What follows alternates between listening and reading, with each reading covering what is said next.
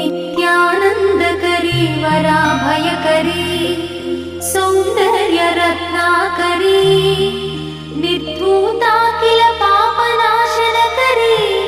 प्रत्यक्षमाहेश्वरी प्राणेयाचलवंशपावनकरी काशीपुराधीश्वरी